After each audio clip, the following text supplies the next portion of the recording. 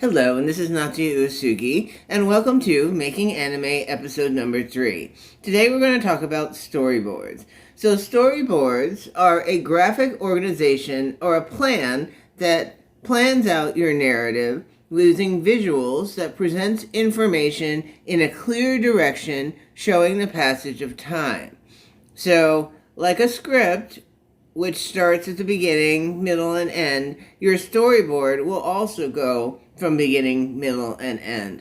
And it will progress in pictures.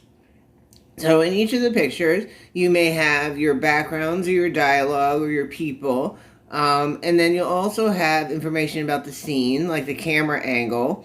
And you'll have information that shows how the story progresses.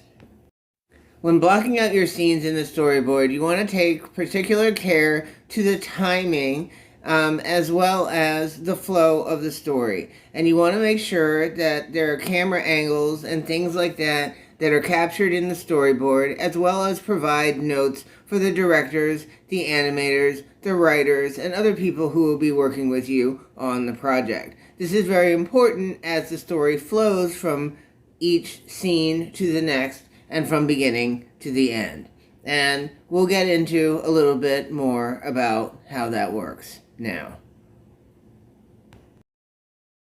In a storyboard, each panel in the storyboard is one part of the story. So if you have one character talking to another and they're approaching each other, maybe in the first block in the storyboard, the first square, you would have that person showing up. And in the second square, you'd have the second person showing up. And in the third square, you'd have them talking to each other. So each of the squares will have the camera angle, the blocking, the people, the dialogue, and each square will progress the story moving forward. And so this is basically what you have in the storyboard, and next we'll talk a little bit about how to organize it. You can think of a storyboard a little bit like a comic book or a graphic novel or manga. Each block in the storyboard, like you would have in a comic book, would be a panel on a page.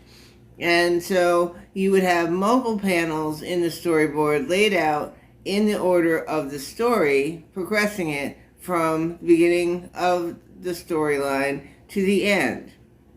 And you can have, depending on how many scenes you have in your story, you would have that number of blocks in the storyboard for the plot. Thank you very much, and I hope you enjoyed this Making Anime episode.